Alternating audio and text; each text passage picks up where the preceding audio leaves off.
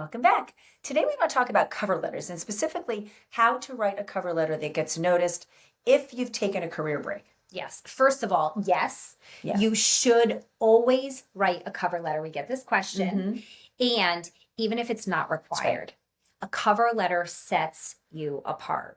So It sets you apart because most people are too lazy. So it is very easy if you are applying online. And you'll see that we talk a lot about how we want you to avoid applying online. But the bottom line is that even if you've networked your way into a job opportunity, you need to apply online so that they have you captured in their system. So it is kind of a given that you'll be most of the time applying online, just hopefully not as your first point of reference. Right. And the cover letter, when you're applying online, just gets saved as a PDF, right? So it's the first page of your. Well, it depends. Many times on a job board, there will be a field for a cover letter. I would say probably at least half, maybe 2/3 of the time. Right. If there isn't a place for a cover letter, you're going to make that cover letter, as Kelly said, the first page of your resume, just plop it on. And the reason you want to provide a cover letter always is because you are showing a genuine interest. Think about it this way. You have one resume. How hard is it to just click and send a resume? Not at all. But when I'm taking the time to write a personalized cover letter, it's showing that I invested more because I'm interested in that job. So really, really important. What's most equally important is that you use a proper format. Yes. And we have a really specific format that we're going to lay out here for you today. And this is really speaking to this particular audience. Kind of top to bottom. Yes. So listen up. Okay. The first piece of this is to address it to someone. Right. Yeah. So that also shows a little bit more effort. Yeah. So if you think about it from the hiring manager's perspective, they're going to get 1,000 applicants. Yeah. If someone took the time to try to find the name of someone to address it to, that shows initiative. If they took the time to write the cover letter, that shows initiative too. But how do you find a name? So you can, if it's a smaller company, you can go on LinkedIn and search the company page for their employees, and in the search bar type recruiter and get a name.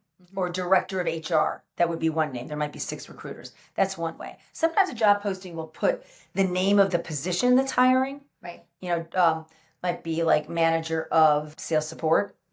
You could then, again, go to their LinkedIn page, type in that title, and see if a name comes up. These are ways to do it. It's a great opportunity also to use your network, right? Because if you know someone that works at a company or organization, just asking who's the hiring manager for this team? Exactly. And then you can get that. As a worst case, you could put, like if you're applying to be part of the product design team, you could just put Dear Product Design Team. Right? You do not want to ever put Sir or Madam or to whom it may concern.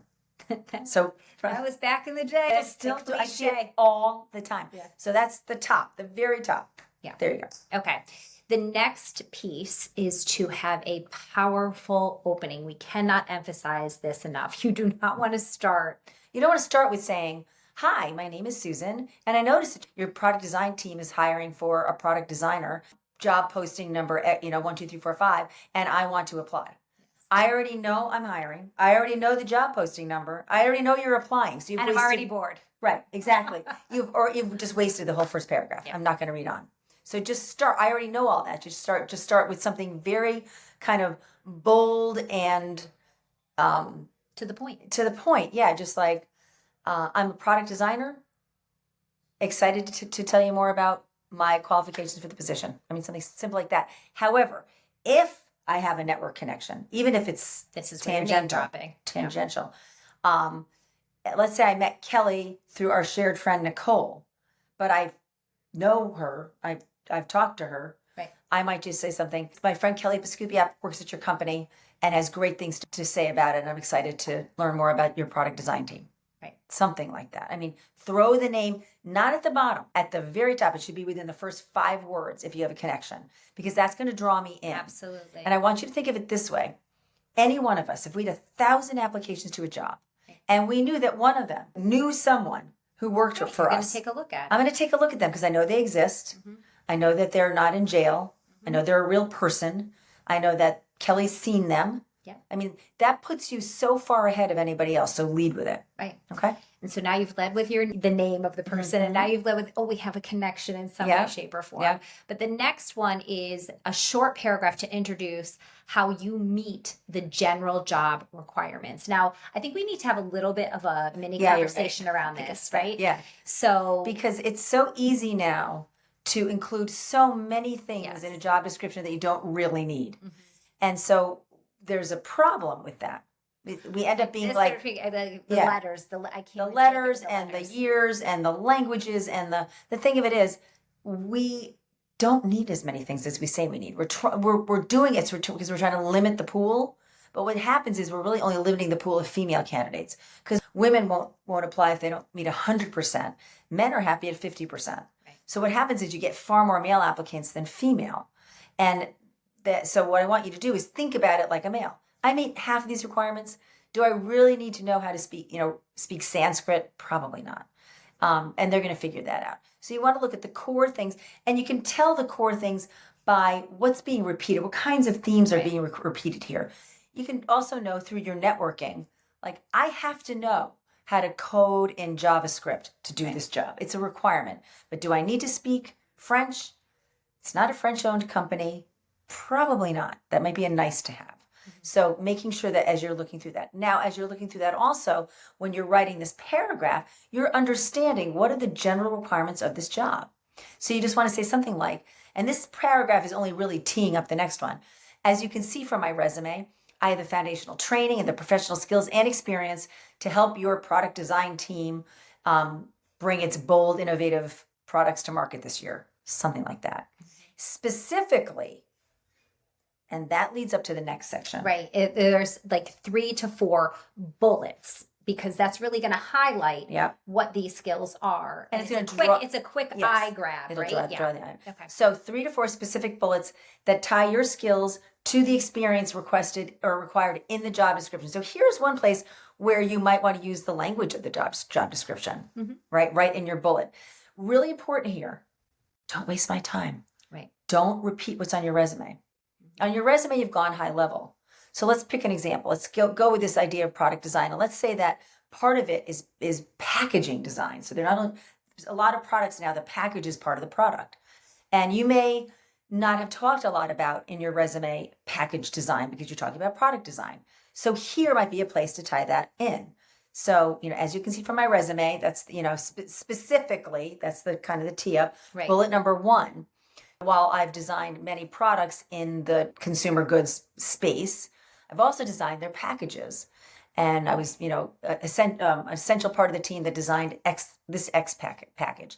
That may not be the kind of detail you go into in your resume, but you do go into it here. Right. So I'm tying it to the job description, and I'm talking about my experience in a more detailed way than I did on the resume.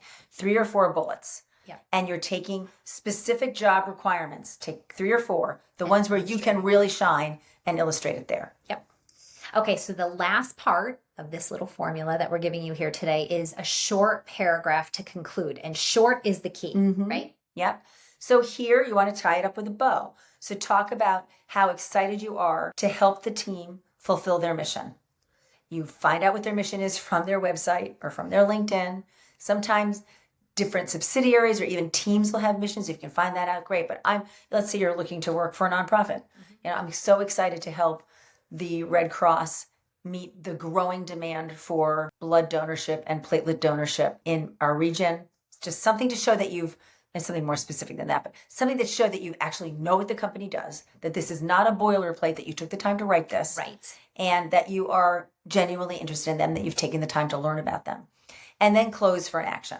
Something simple like, look forward to having a phone call or meeting you in person while I'm in Dallas, something like that. And then at the end, you want to provide, you may have at the top provided your, name and address and all that, but at the bottom, make sure, even if you already put it at the top, phone and a live link to your email and your LinkedIn. Just make it easy for them. Okay. Now you're going to save this as a template. Yes. Because now you have the structure. And although everyone will be slightly different based on the organization, based on the role, you'll have a template just kind of go and update each time. So this first one will take you a while. From then on, it'll take maybe a third of the time.